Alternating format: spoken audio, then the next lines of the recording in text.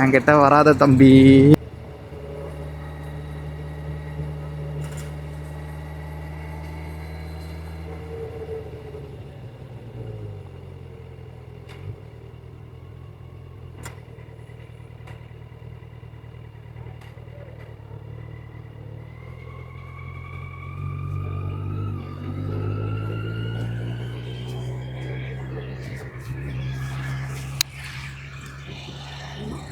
குட்டி வச்சுக்கிறானுங்க எப்படி எவ்வளோ பேர்.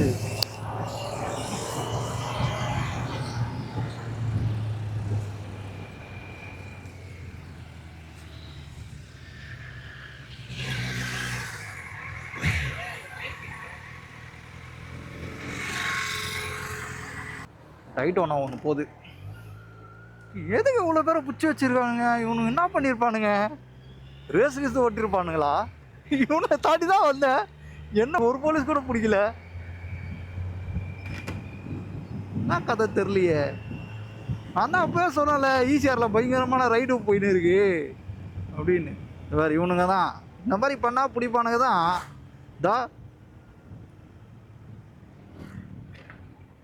இவனெல்லாம் பிடிக்கிறானுல்லே. இல்லை ஹெல்மெட்டை போட மாட்டானுங்க. ட்ரிபிள்ஸு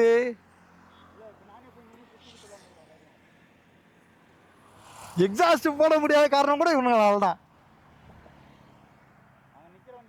டேய் நான் பொறுமையாக நின்று வேடிக்கை பார்த்துட்டு வரேன். பிடிக்கவே இல்லை ஒருத்தர் கூட. என்ன என்கிட்ட தான் எல்லாமே இருக்குது. என்ன அதை பிடிக்க போகிறாங்க? அதெல்லாம் ஒன்றும் இல்லை. எல்லாமே இருந்தாலும் ஒன்றும் பண்ண மாட்டாங்க. நானா ஸ்பீடாக வந்தேன், பொறுமையாக தான் வந்தேன். நான் தினிக்கே கேமரா இருக்குது, எப்படி ஸ்பீடாக வர முடியும்? இப்போ இவனு ஸ்பீடாக போனான்ல எல்லாருக்கும் கேஸ் விழுந்துருக்கும்.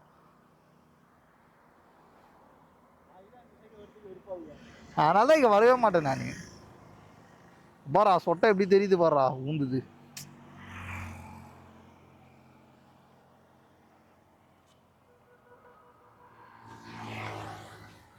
இன்னொரு சொட்டை ஊந்துருங்க.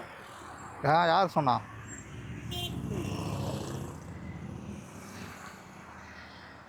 திரும்ப போறானுங்க பாரு. இப்படிதான் சுத்தினுக்கிறானுங்க. எல்லாம் ஒன் வேல ஓட்டுனுக்கிறானுங்க.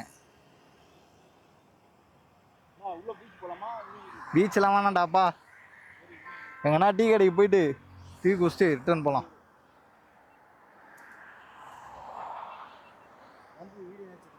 என்ன வீடியோ எடுக்க போற? டீ கடைக்காச்சும் போகலாம் வாடா.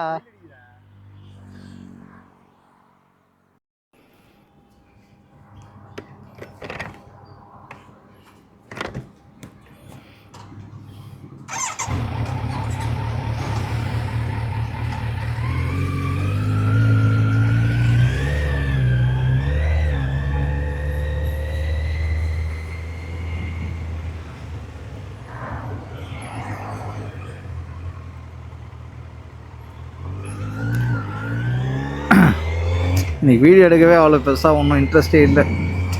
ஏன்னா நைட்லாம் சரியாகவே தூங்கலை. சும்மா தான் அப்படியே எழுந்து வந்தேன். அதுக்கேற்ற மாதிரி மைக்கம் வேறு திடீர்னு வேலையை காட்டுது. என்னான்னு தெரில. மைக்கு பிரச்சனையே பெரிய பிரச்சனையாகுது இதுப்பா.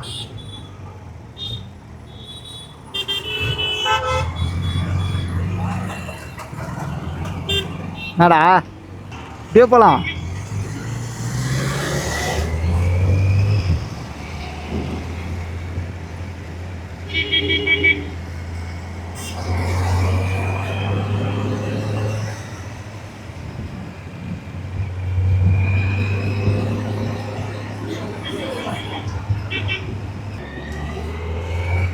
அவ்வளோதான். இப்போ ஸ்ட்ரெயிட்டாக வீட்டுக்கு போயிட்டு தூங்க வேண்டியது தான். லைட்டாக டயர்டாக இருக்குது. நான் நைட்லாம் தூங்கவே இல்லை வேறு. சரியா இல்லை. அப்படி விட்டு அப்படியே முழிக்கும் தூங்கிருந்தேன். காலைல வேறு சீக்கிரம் மாறிட்டேனா.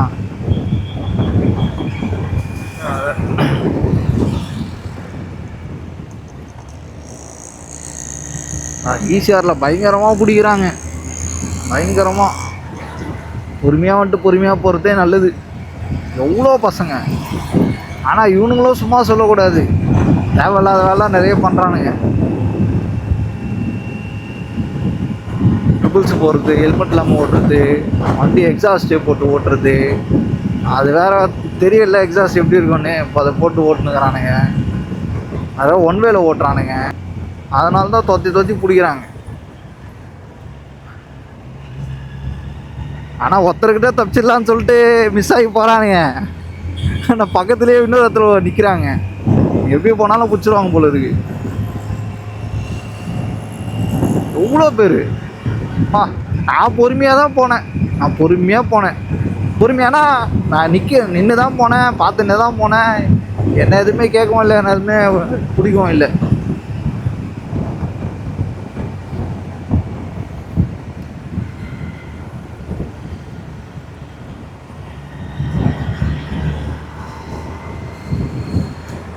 ரோடு ரொம்ப மோசமாக இருக்கே.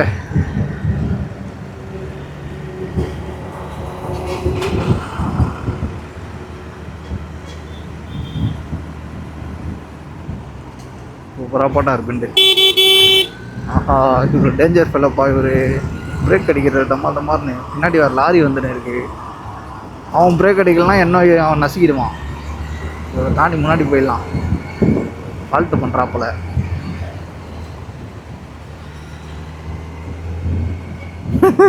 நான் முன்னாடி போகலாம் பார்த்தா எனக்கு முன்னாடி அவர் போகிறாரு.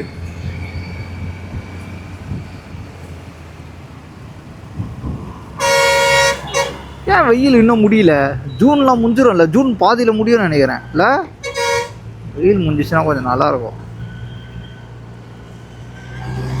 நாங்கள் போகும்போது வெயில் அடிக்காமல் தான் சூப்பராக இருக்கும். வெயில் அடிக்கக்கூடாது.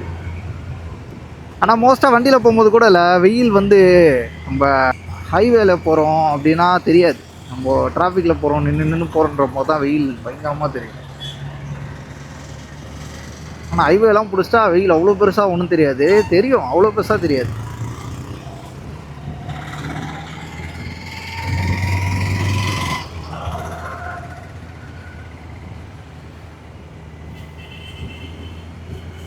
ஒரு தடவையும் ட்ரிப்பு போகும்போதும் ஒன்று ஒன்றா அப்படியே சரி பண்ணி வந்துருக்கேன்.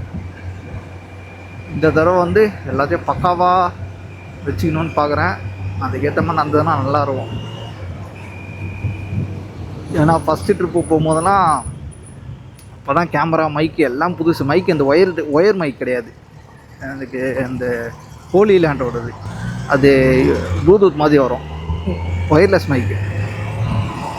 ஸோ அது வேறு ஃபஸ்ட் டைம் சிங்க் ஆகலை சரியா. அது கொஞ்சம் விட்டு கேட்டுது. ஆங்கிள் சரியில்லை, ஃப்ரேம் விட்டு வெளியே போயிருக்கோம். வண்டி தெரியும், ரோடு தெரியாது. அதெல்லாம் கொஞ்சம் கொஞ்சமாக தான் சரி பண்ணேன். அப்புறம் மைக்கு என்ன பிரச்சனை பார்த்து மைக்கை சேர்த்து நிறைய வேஸ்டேஜ் ஆச்சு அந்த ஃபஸ்ட்டு ட்ரிப்பில். நிறைய வேஸ்ட்டு. சும்மா போட்டேன், டெலீட் தான் பண்ணேன். ஒன்றுமே பண்ண முடியாது அதை வச்சுன்னு. ஏன்னா எனக்கும் ஃபஸ்ட் டைம் தான். அதுதான் ஃபஸ்ட் டைம் நான் பேசுகிறதே. அதுதான் ஃபஸ்ட் டைம். நான் பேசவே மாட்டேன். ஸோ திடீர்னு ஒரு இதில் ஸ்டாண்டில் வந்து நல்லா பேச ஆரம்பிச்சிட்டேன். பேசிட்டு ஓகேடா ஏதோ பேசிட்டோம், ஓகே நல்லா இருக்கு. போய் போட்டால் ஒன்றுமே வரல, ரெக்கார்டே ஆகலை. அந்த ரோடெலாம் செம்மையாக இருந்தது. ரோடெலாம் அதை அப்படியே கட் பண்ணி வேஸ்ட்டில் தான் போட்டேன். அது இப்போ இருக்கான்னு கூட தெரியல, டெலிட் பண்ணுறது தான் நினைக்கிறேன். அந்த மெமரி கார்டே ஃபார்மேட் பண்ணிட்டேன். ஃபஸ்ட்டு டைமும் என்கிட்ட ஒரே ஒரு மெமரி கார்டு தான் இருந்தது. அதெல்லாம் இப்போ வாங்கிட்டு இப்போது ரெண்டு இருக்கும். இப்போ போகும்போது ஒன்று வாங்கினோம். அப்புறம் வால்பாறையில் ஒன்று வாங்கினேன். அது ஸ்பீடு கம்மி, அதனால் ஒரு நேரத்தில் ஹேங் ஆகும். அதுலேயே வரும், நம்ம ப்ளே பண்ணும்போதே எப்போ வேணால் நான் ஆஃப் ஆகிடுவேன் அப்படின்னு சொல்லும். மெமரி கார்டு வேறு வாங்கினோம். முடிஞ்சா மிரர் போட்டுக்கணும். அதே மாதிரி எவ்வளோ செலவு பண்ணணும், எவ்வளோ செலவாகணும், அந்த பட்ஜெட்லாம் கொஞ்சம் கொஞ்சமாக தான் ஓகே. ஸோ இந்த தடவை வந்து எல்லாத்தையும் சரி பண்ணிட்டு மைக்கிலேருந்து கேமரா ஆங்கிள்லேருந்து எல்லாத்தையும் பக்காவாக எடுத்துன்னு போகணுன்னு நினைக்கிறேன். அதுக்கேற்ற மாதிரி நடந்தால் நல்லாயிருக்கும். ஆனால் நம்ம நினைக்கிறது எங்கே நடக்க போகுது? நம்ம நினைக்க தான் நடக்காது. போங்க.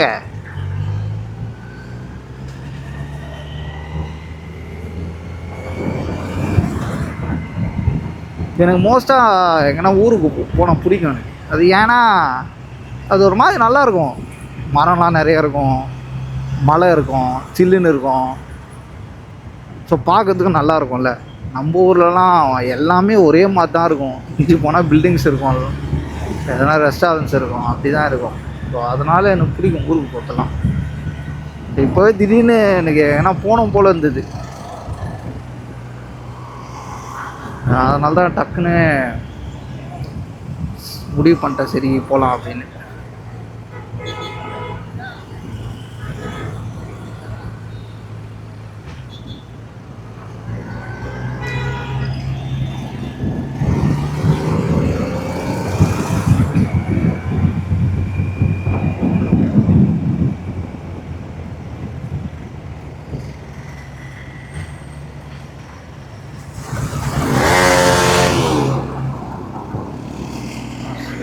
பைத்தியக்காரனாக இருப்பான்.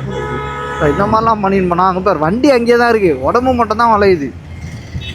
இந்த மாதிரி பண்ணால் அந்த பொண்ணு சும்மா போயின்னு அந்த பொண்ணு பக்கத்தில் போயிட்டு இந்த மாதிரி முறிக்க ஆரம்பிச்சிருப்பான்.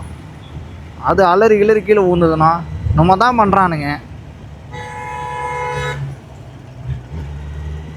இதனால தான் போலீஸ்லாம் காண்டா வராங்க.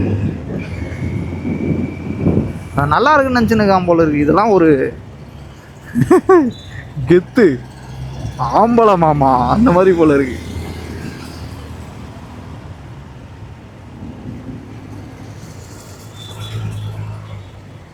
என்கிட்ட வராத தம்பி.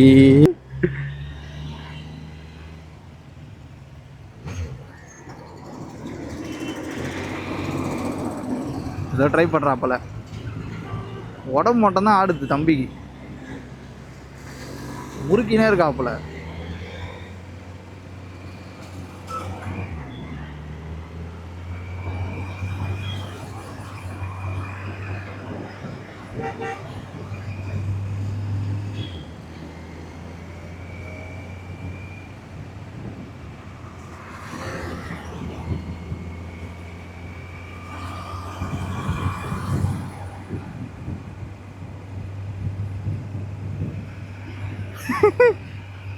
என்னடா சோல்டரில் ஏதோ பண்ணுற, இந்த காத்தாடிக்கெல்லாம் ஒரு சைடு சாஞ்சதுன்னா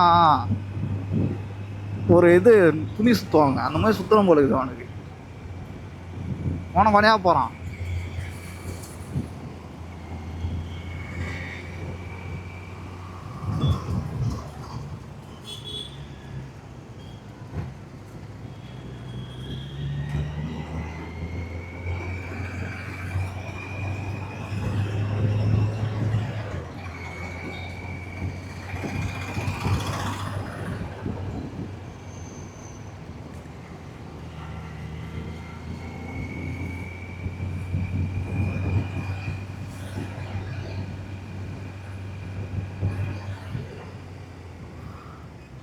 நல்லா நிற்கவே மாட்டான் பொழுது, கொஞ்ச நேரம் அவன் பாட்டுன்னு.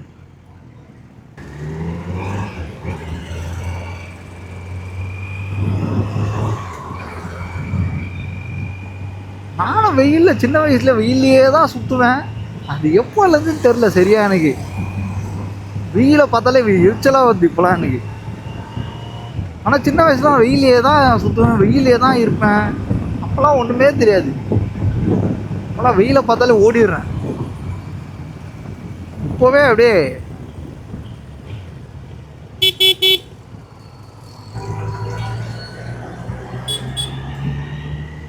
இப்போவே அப்படியே எரியுது, காலு கை எல்லாம் எரியுது இப்போவே.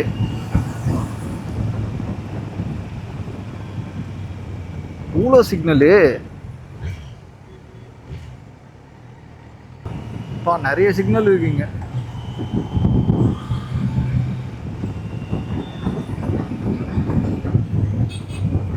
நல்ல ஹெல்மெட்டாக ஒன்று வாங்கணும். இந்த கேமரா சின்ன ஒன்று கூட மாற்றிடலான்னு நினைக்கிறேன். ஏன்னா இது வழியாக தான் காற்று எனக்கு என்ன உள்ளே போய் அடிக்குதோன்னு தோணுது.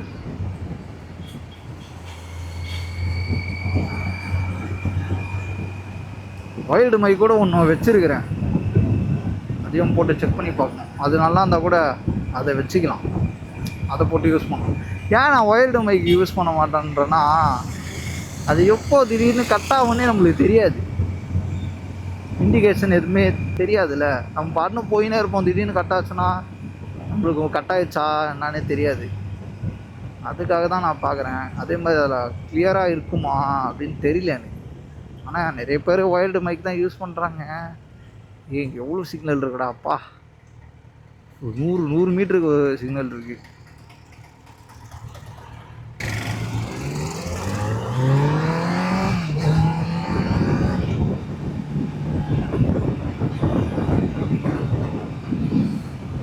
எல்லாருமே ஒயர்டு மைக் தான் யூஸ் பண்ணுறாங்க. நம்மளும் யூஸ் பண்ணி பார்ப்போம். அதான் அதை செக் பண்ண போகிறேன். இருக்கு என்கிட்ட வீட்டில் ஒன்று.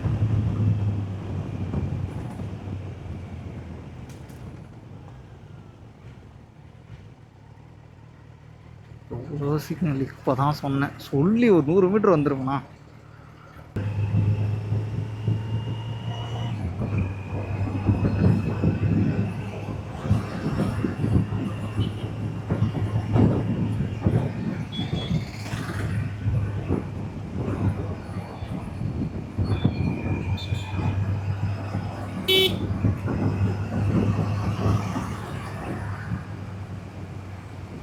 இப்போ திருவாரூர் தாண்டோன்னா அதுக்கப்புறம் டிராஃபிக் அவ்வளோ பெருசு இருக்காது. போகும்போது பீச் ரோட்டுக்காக போயிடலாம். அதுதான் கொஞ்சம் நல்லா ஃப்ரீயாக இருக்கும். சிக்னல் எதுக்கா சிக்னல் எடுக்கலையே.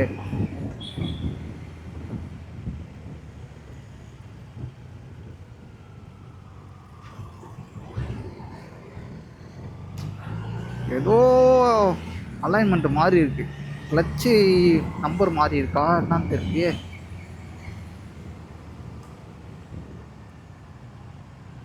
ஏதோ மாறி இருக்கு, டிஃப்ரெண்ட்டாக இருக்கு கொஞ்சம்.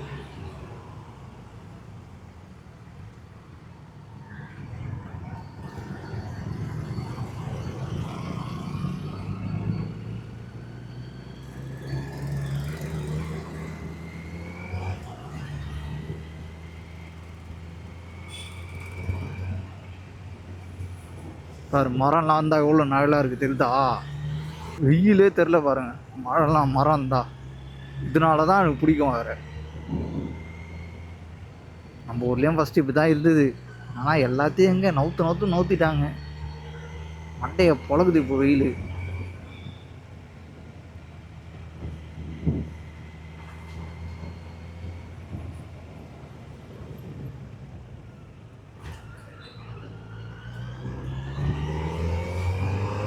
தோ அதுக்கு ஆப்போசிட் இது. அப்படியே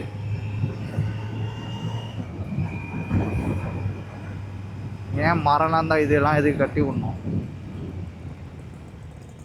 இதெல்லாம் தேவையே இல்லையே.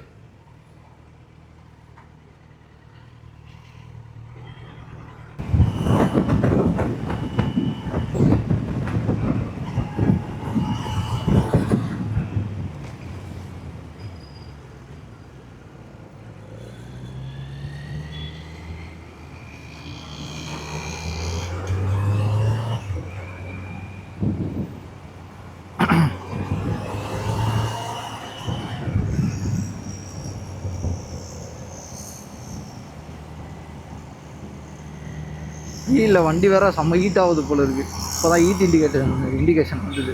இப்போ தான் போச்சு. சீக்கிரம் வீட்டுக்கு போகலாம். என்னாலே முடியல, ரொம்ப டயர்டாக இருக்குது. இப்போ தூங்கினா தான் சரியாகும். அதான் இன்னும் ஒரு 6 கிலோமீட்டர் இருக்கும். நான் 6-7 கிலோமீட்டர் இருக்கும். 7க்கு மேலேயே இருக்கும்.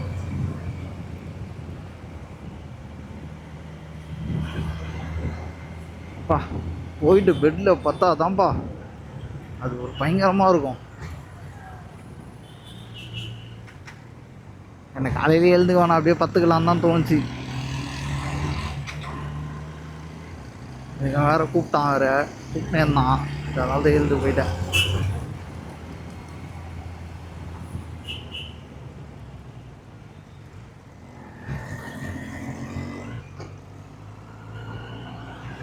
ஆஹா, எதுக்கு அவ்வளோ லாங் பெண்டு? ஆறுகிட்ட போயிட்டு வராப்புல.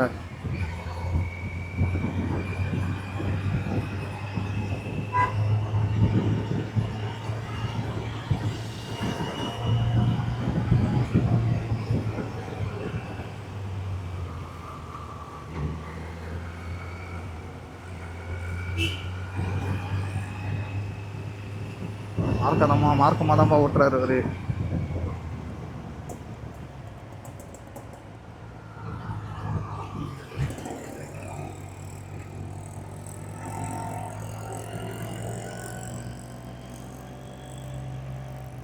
ஏய் என் மூஞ்சி தெரில ஆட்டோவில்.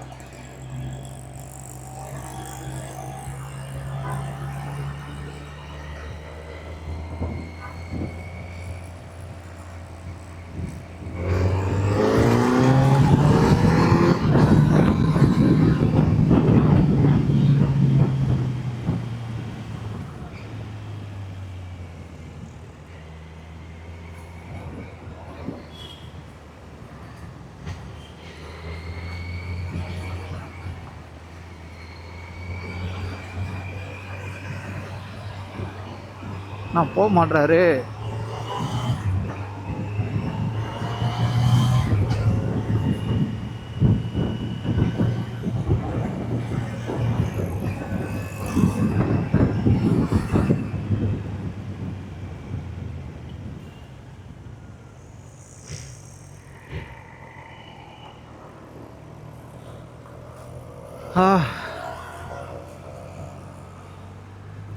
இதில் தான் வந்து இளைய தளபதி ஒரு வீடு வாங்கி வச்சுருக்காப்புல. இதில் தான் டாக்டர் விஜய்.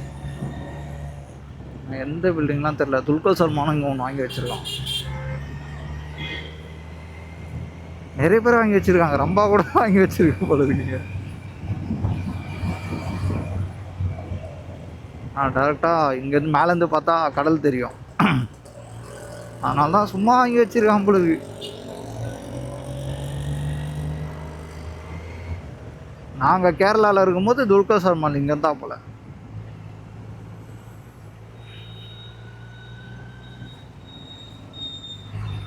அவனுக்கு இங்கே நிறைய இன்னொரு வீடு கூட இருக்குதுன்னு நினைக்கிறேன். துல்கர் சல்மானுக்கு பெசநகரில் கூட ஒன்று இருக்குதுன்னு நினைக்கிறேன்.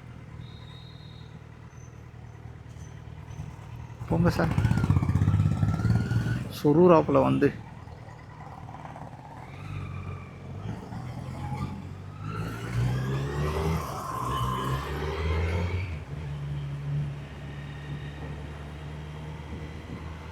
சரி ஓகே.